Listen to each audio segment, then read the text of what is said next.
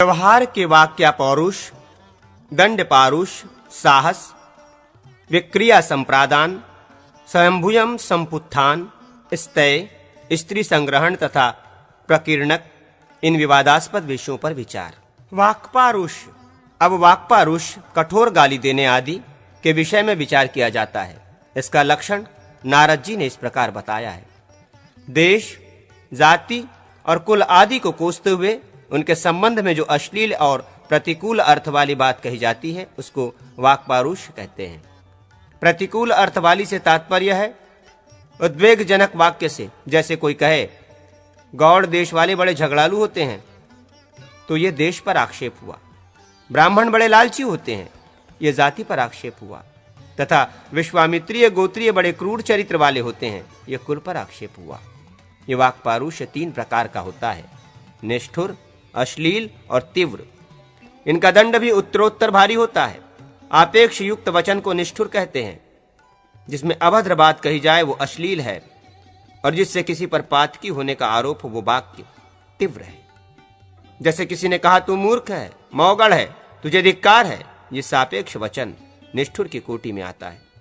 किसी की मां बहन के लिए गाली निकालना अश्लील है, और किसी को यह कहना कि तू शराबी है, गुरुपत्नीगामी है, ऐसा कटु वचन तीव्र कहा गया है। इस तरह वाक्पारुष के अपराधों पर दंड विधान कैसे किया जाता है, इसी का यहां विचार है। जो न्यूनांग, लंगड़े लूले आदि हैं, न्यूनेन्द्रिय, अंधे बहरे आदि हैं, तथा जो रोगी, दूषित चर्म वाले, कोढ़ी आदि हैं, उन पर सत्य वचन, असत्य वचन अथवा अन्यथा स्तुति के द्वारा कोई आक्षेप करे तो राजा उस पर 12.5 पण दंड लगाए। इन महोदय की दोनों आंखें नहीं हैं, इसलिए लोग इन्हें अंधा कहते हैं।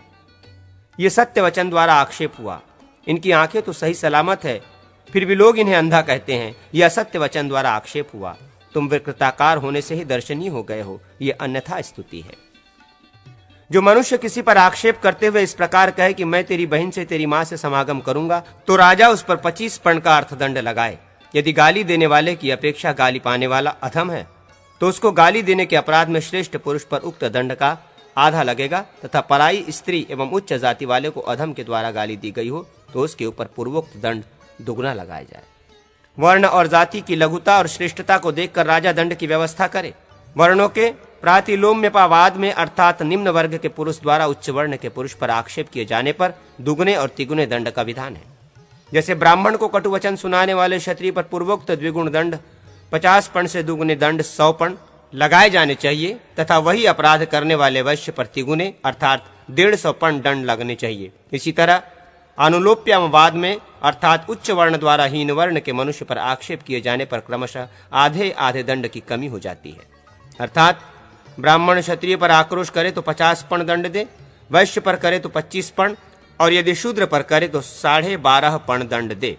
यदि कोई मनुष्य वाणी द्वारा दूसरों को इस प्रकार धमकावे कि मैं तुम्हारी बाह उखाड़ दूंगा, गर्दन मरोड़ दूंगा, आंखें फोड़ दूंगा और जांघ तोड़ दूंगा, तो राजा उस पर 100 पण का दंड लगावे, और जो पैर, नाक, कान और हाथ आदि तोड़ने को कहे उस पर 50 पण का दंड लागू करे।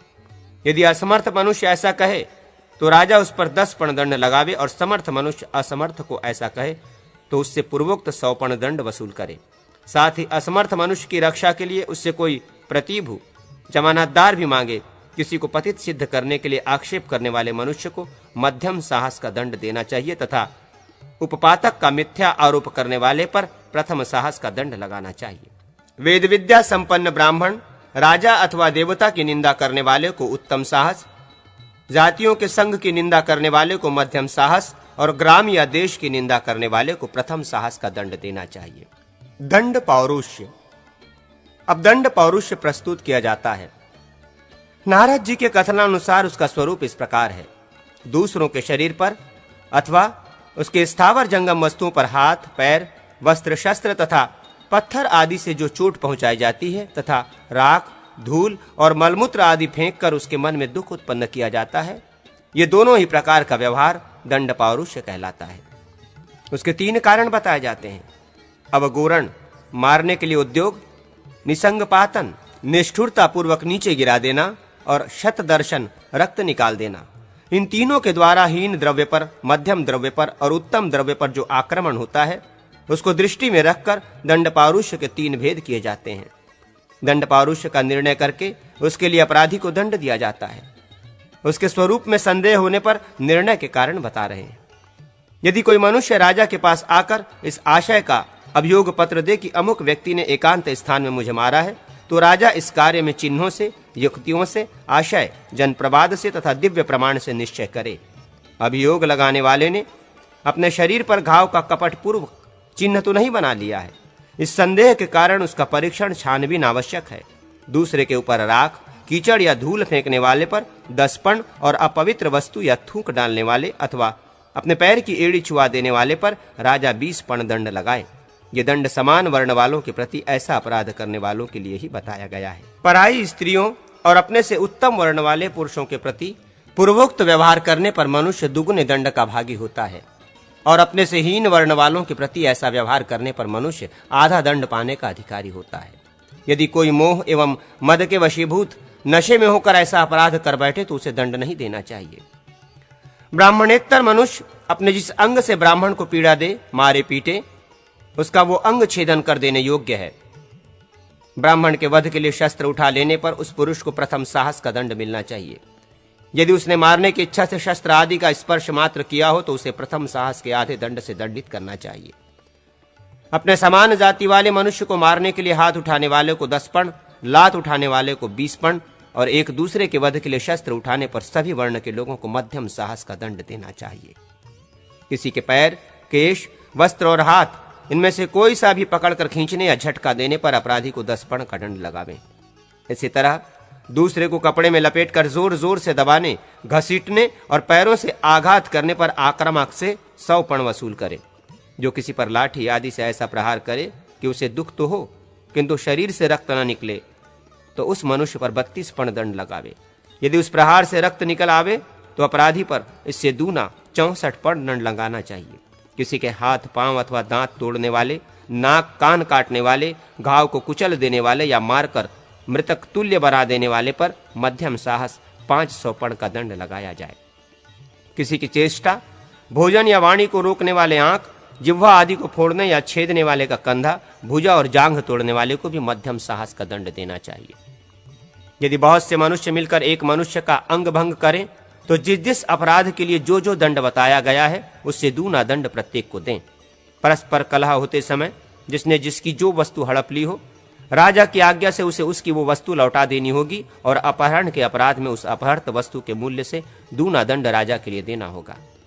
जो मनुष्य किसी पर प्रहार करके उसे घायल कर दे, वो उसके घाव भरने और स्वस्थ होने तक औषध, पथ्य एवं चिकित्सा में जितना व्यय हो उसका भार वहन करे।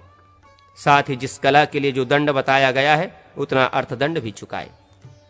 नाव से लोगों को पार उतारने वाला नाविक यदि स्थल मार्ग का शुल्क ग्रहण करता है तो उस पर 10 पण दंड लगाना चाहिए। यदि यजमान के पास वैभव हो और पड़ोस में विद्वान और सदाचारी ब्राह्मण बसते हों तो श्राद्ध आदि में उसको निमंत्रण न देने पर उस यजमान पर भी वही दंड लगाना चाहिए। किसी की दीवार पर मुद्गर आदि से आघात करने वाले पर 5 पण, उसे विदीर्ण करने वाले पर 10 पण तथा उसको फोड़ने या 2 टूक करने वाले पर 20 पण दंड लगाया जाए और वो दीवार गिरा देने वाले से 35 पण दंड वसूल किया जाए। साथ ही उस दीवार के मालिक को नए सिरे से दीवार बनाने का व्यय उसे दिलाया जाए। किसी के घर में दुखोत्पादक वस्तु, कंटक आदि फेंकने वाले पर 16 पण और शीघ्र प्राण हरण करने वाली वस्तु, विषधर सर्प आदि फेंकने पर मध्यम साहस 500 पण दंड देने का विधान है।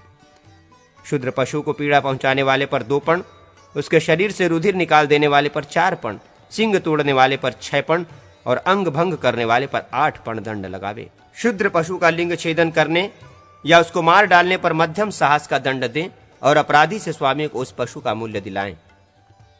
महान पशु, हाथी, घोड़े आदि के प्रति दुखोत्पादक आदि पूर्वोक्त अपराध करने पर क्षुद्र पशुओं की अपेक्षा दूना दंड जानना चाहिए। जिनकी डालियां काटकर अन्यत्र लगा दी जाने पर अंकुरित हो जाती हैं, वे बरगद आदि वृक्ष प्रहोई शाखी कहलाते हैं। ऐसे प्रहोई वृक्षों की तथा जिनकी डालियां अंकुरित नहीं होती परंतु जो जीविका चलाने के साधन बनते हैं, उन आम आदि वृक्षों की शाखा, स्कंद तथा मूल सहित समूचे वृक्ष का छेदन करने पर क्रमशः 20 पण, 40 पण और 80 पण दंड लगाने का विधान है। साहस प्रकरण। अब साहस नामक विवाद पद का विवेचन करने के लिए पहले उसका लक्षण बताते हैं। सामान्य द्रव्य अथवा परकीय द्रव्य का बलपूर्वक अपहरण साहस कहलाता है। यहाँ ये कहा गया है कि राजदंड का उल्लंघन करके जनसाधारण के आक्रोश की कोई परवाह किए बिना राजकीय पुरुषों से भिन्न लोगों के सामने जो मारण, अपहरण तथा परिस्त्री के प्रति बलात्कार आदि किया जाता है, वो सब साहस की कोटि में आता है। जो दूसरों के द्रव्य का अपहरण करता है, उसके ऊपर उस अपहृत द्रव्य के मूल्य से दूना दंड लगाना चाहिए। जो साहस, लूटपाट, डकैती आदि कर्म करके उसे स्वीकार नहीं करता है, मैंने नहीं किया है ऐसा उत्तर देता है, उसके ऊपर वस्तु के मूल्य से चौगुना दंड लगाना उचित है। जो मनुष्य दूसरे से डकैती आदि साहस करवाता है, उससे उस साहस के लिए कथित दंड से दूना दंड लेना चाहिए। जो ऐसा कहकर कि मैं तुम्हें धन दूंगा, तुम साहस, डकैती आदि करो, दूसरे से साहस का काम कराता है, उससे साहसिक के लिए नियत दंड की अपेक्षा चौगुना दंड वसूल करना चाहिए। श्रेष्ठ पुरुष आचार्य आदि की निंदा या आज्ञा का उल्लंघन करने वाले, भातृपत्नी, भौजाई या भौये पर प्रहार करने वाले, प्रतिज्ञा करके न देने वाले, किसी के बंद घर का ताला तोड़कर खोलने वाले तथा पड़ोसी और कुटुंबी जनों का अपकार करने वाले पर राजा 50 पण का दंड लगावे, ये शास्त्र का निर्णय है।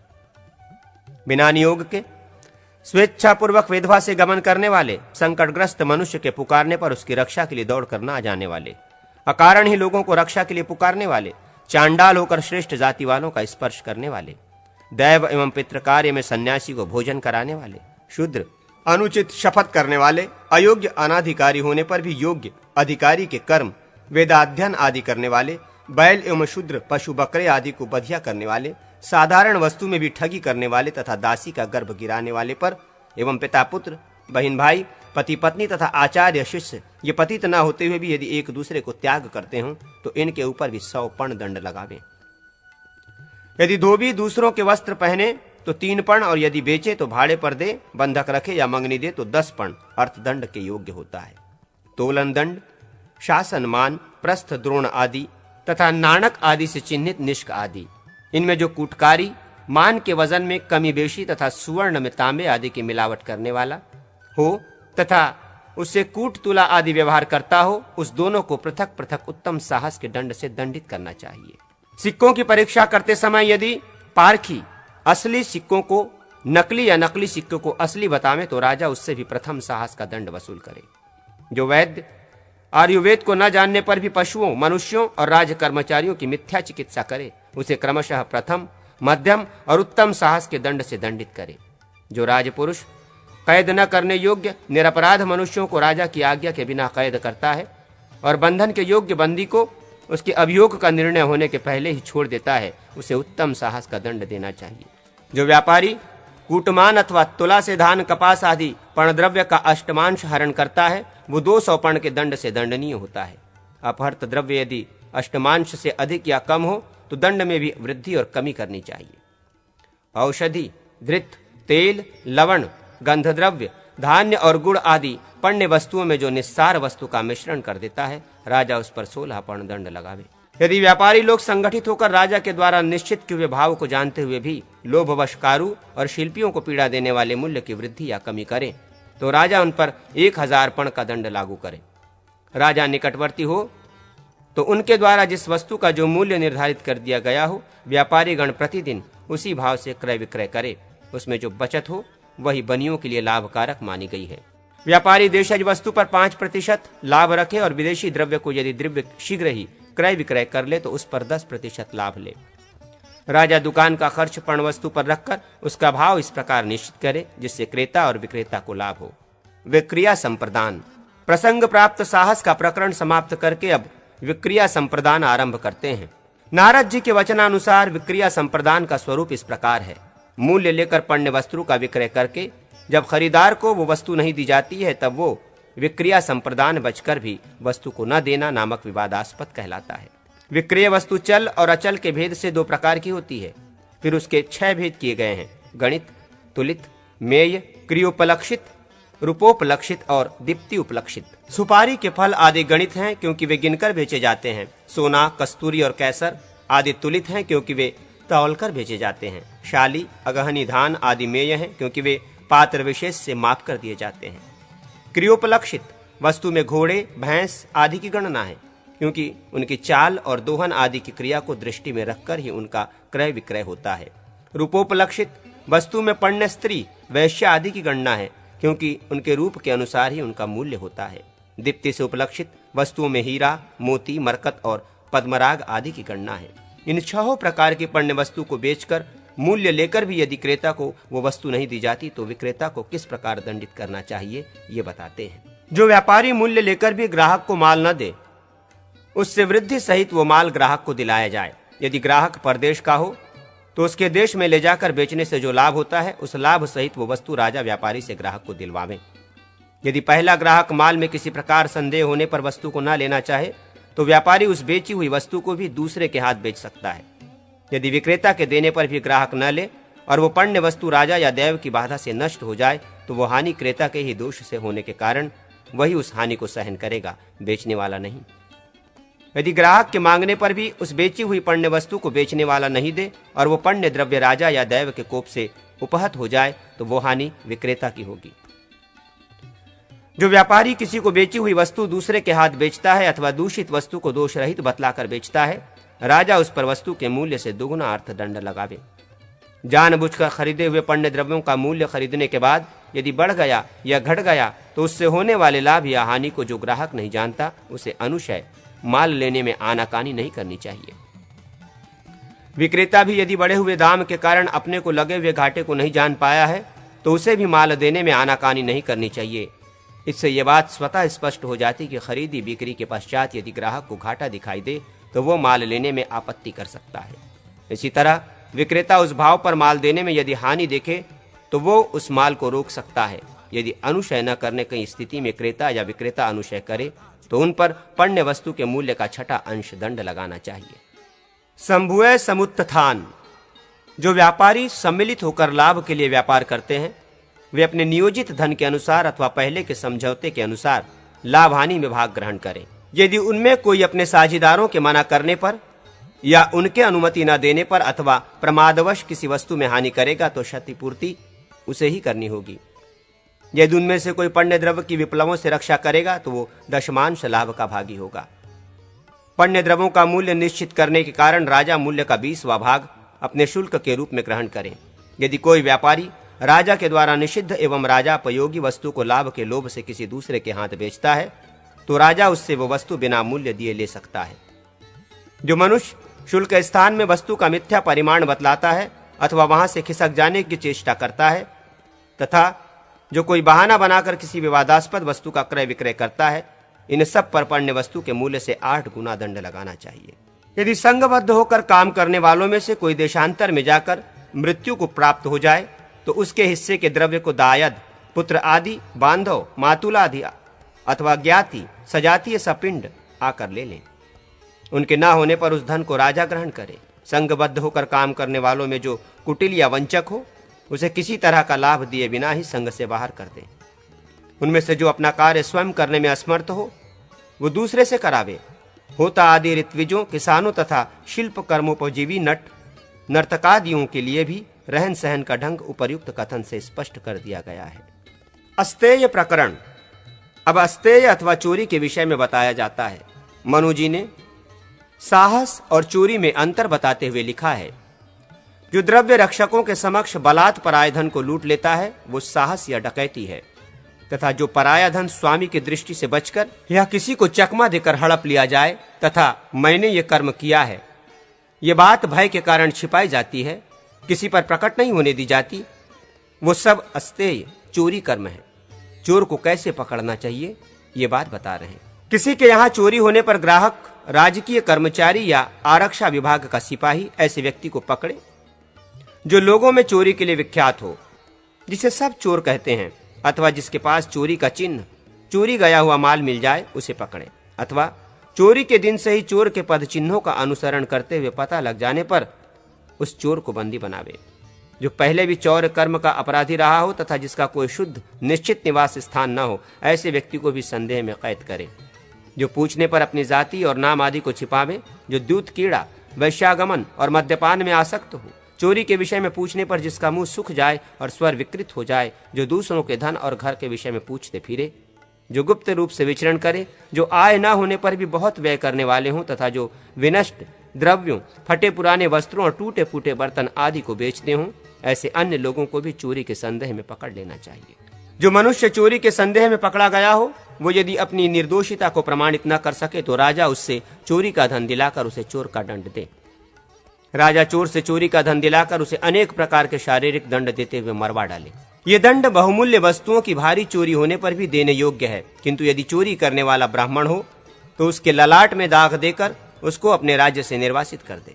यदि गांव में मनुष्य आदि किसी प्राणी का वध हो जाए अथवा धन की चोरी हो जाए और चोर के गांव से बाहर निकल जाने पर कोई चिन्ह न दिखाई दे तो सारा दोष ग्रामपाल पर आता है।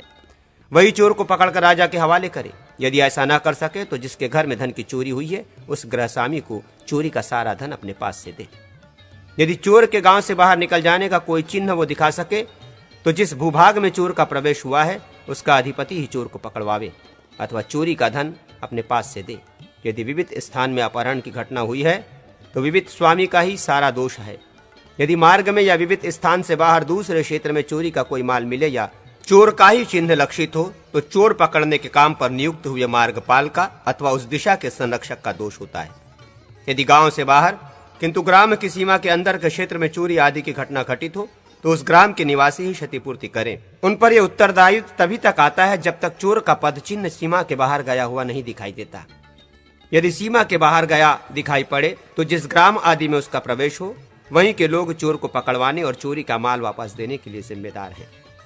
यदि अनेक गांवों के बीच में एक कोस की सीमा से बाहर हत्या और चोरी की घटना घटित हुई हो और अधिक जनसमूह की दौड़ धूप से चोर का पद चिन्ह मिट गया हो तो 5 गांव के लोग अथवा 10 गांव के लोग मिलकर चोर को पकड़वाने तथा चोरी का माल वापस देने का उत्तरदायित्व अपने ऊपर लें।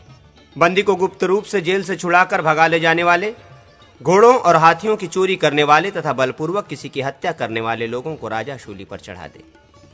राजा वस्त्र आदि की चोरी करने वाले और गठरी आदि काटने वाले चोरों के प्रथम अपराध में क्रमशः अंगुष्ठ और तर्जनी कटवा दे और दूसरी बार वही अपराध करने पर उन दोनों को क्रमशः एक हाथ तथा एक पैर से हीन कर दे।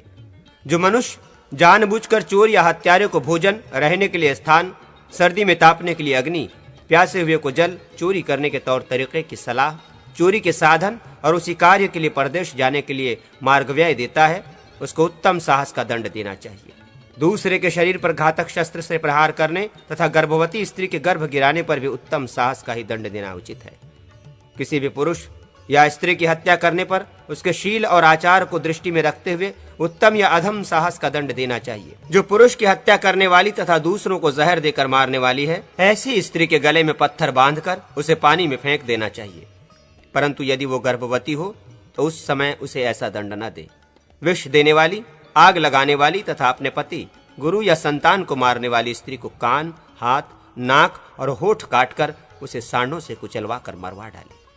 खेत, घर, वन, ग्राम, रक्षित भूभाग अथवा खलिहान में आग लगाने वाले या राजपत्नी से समागम करने वाले मनुष्य को सूखे नरकुल या सरकंडों के तिनकों से ढककर जला दे। स्त्री संग्रहण। अब स्त्री संग्रहण नामक विवाद पर विचार किया जाता है। पराई स्त्री और पराये पुरुष का मिथुनी भाव, परस्पर आलिंगन स्त्री संग्रहण कहलाता है। दंडनीयता की दृष्टि से इसके 3 भेद हैं, प्रथम, मध्यम और उत्तम। अयोग्य देश और काल में, एकांत स्थान में बिना कुछ बोले चाले पराई स्त्री को कटाक्ष पूर्वक देखना और हास्य करना प्रथम साहस माना गया है। उसके पास सुगंधित वस्तु, इत्र, फुलेल आदि फूलों के हार, धूप, भूषण और वस्त्र भेजना तथा उन्हें खाने पीने का प्रलोभन देना मध्यम साहस कहा गया है। एकांत स्थानों में एक साथ एक आसन पर बैठना, आपस में सटना, एक दूसरे के केश पकड़ना आदि को उत्तम संग्रहण या उत्तम साहस माना गया है। संग्रहण के कार्य में प्रवृत्त पुरुष को बंदी बना लेना चाहिए। ये बात निम्नांकित श्लोक में बता रहे हैं। केश ग्रहण पूर्वक पर स्त्री के साथ क्रीड़ा करने वाले पुरुष को व्यभिचार के अपराध में पकड़ना चाहिए। सजातीय नारी से समागमन करने वाले को 1000 पर्ण, अपने से नीचे जाति की स्त्री से संभोग करने वाले को 500 पर्ण एवं उच्च जाति की नारी से संगम करने वाले को वध का दंड दें और ऐसा करने वाले स्त्री के नाक, कान आदि कटवा डालें। जो पुरुष पर स्त्री की नीवी, कटिवस्त्र, स्तन, कंचुकी, नाभि और केशों का स्पर्श करता है, अनुचित देशकाल में संभाषण करता है अथवा उसके साथ एक आसन पर बैठता है, उसे भी व्यभिचार के दोष में पकड़ना चाहिए। जो स्त्री मना करने पर भी परपुरुष के साथ संभाषण करे उसको 100 पर्ण, जो पुरुष निषेध करने पर भी पर स्त्री के साथ संभाषण करे तो उसे 200 पर्ण का दंड देना चाहिए। यदि वे दोनों मना करने के बाद भी संभाषण करते पाए जाएं तो उन्हें व्यभिचार का दंड देना चाहिए। पशु के साथ मैथुन करने वाले पर 100 पर्ण तथा नीच जाति की स्त्री या गौ से समागम करने वाले पर 500 पर्ण का दंड करे।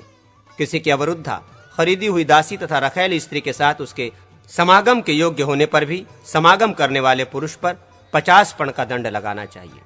दासी के साथ बलात्कार करने वाले के लिए 10 पर्ण का विधान है। चांडाली या सन्यासिनी से समागम करने वाले मनुष्य के ललाट में भग का चिन्ह अंकित करके उसे देश से निर्वासित कर दे। प्रकरणिक प्रकरण: जो मनुष्य राजाज्ञा को न्यूनाधिक करके लिखता है अथवा व्यभिचारी या चोर को छोड़ देता है, राजा उसे उत्तम साहस का दंड दे। ब्राह्मण को अभक्ष पदार्थ का भोजन करा के दूषित करने वाला उत्तम साहस के दंड का भागी होता है। कृत्रिम स्वर्ण का व्यवहार करने वाले तथा मांस बेचने वाले को 1000 पर्ण का दंड दे और उसे नाक, कान और हाथ इन तीनों अंगों से हीन कर दे। यदि पशुओं का स्वामी समर्थ होते हुए भी अपने दाढ़ों और सींगों वाले पशुओं से मारे जाते हुए मनुष्य को छुड़ाता नहीं है तो उसको प्रथम साहस का दंड दिया जाना चाहिए। यदि पशु के आक्रमण का शिकार होने वाला मनुष्य जोर जोर से चिल्लाकर पुकारे कि अरे मैं मारा गया, मुझे बचाओ, उस दशा में भी यदि पशुओं का स्वामी उसके प्राण नहीं बचाता तो वो दूने दंड का भागी होता है। जो अपने कुल में कलंक लगने के डर से घर में घुसे हुए जार पर स्त्री लंपट को चोर बताता है अर्थात चोर चोर कहकर निकालता है, उस पर 500 पर्ण का दंड लगाना चाहिए। जो राजा को प्रिय न लगने वाली बात बोलता है, राजा की ही निंदा करता है तथा राजा की गुप्त मंत्रणा का भेदन करता शत्रु पक्ष के कानों तक पहुंचा देता है, उस मनुष्य की जीभ काटकर उसे राज्य से निकाल देना चाहिए। मृतक के अंग से उतारे गए वस्त्र आदि का विक्रय करने वाले, गुरु की ताड़ना करने वाले तथा राजा की सवारी और आसन पर बैठने वाले को राजा उत्तम साहस का दंड दे। जो क्रोध में आकर किसी की दोनों आंखें फोड़ देता है, उस अपराधी को जो राजा के अनन्य हित चिंतकों में न होते हुए भी राजा के लिए अनिष्ट सूचक फलादेश करता है, उस ज्योतिषी को तथा जो ब्राह्मण बनकर जीविका चला रहा हो उस शूद्र को 800 पर्ण के दंड से दंडित करना चाहिए। जो मनुष्य न्याय से पराजित होने पर भी अपनी पराजय न मानकर पुनः न्याय के लिए उपस्थित होता है, उसको धर्म पूर्वक पुनः जीत कर उसके ऊपर दुगना दंड लगावे। राजा ने अन्याय पूर्वक जो अर्थ दंड लिया हो उसे 30 गुना करके वरुण देवता को निवेदन करने के पश्चात स्वयं ब्राह्मणों को बांट दें। जो राजा धर्म पूर्वक व्यवहारों को देखता है उसे धर्म, अर्थ, कीर्ति, लोक पंक्ति, उपग्रह, अर्थ संग्रह, प्रजाओं से बहुत अधिक सम्मान और स्वर्गलोक में सनातन स्थान, ये 7 गुण प्राप्त होते हैं।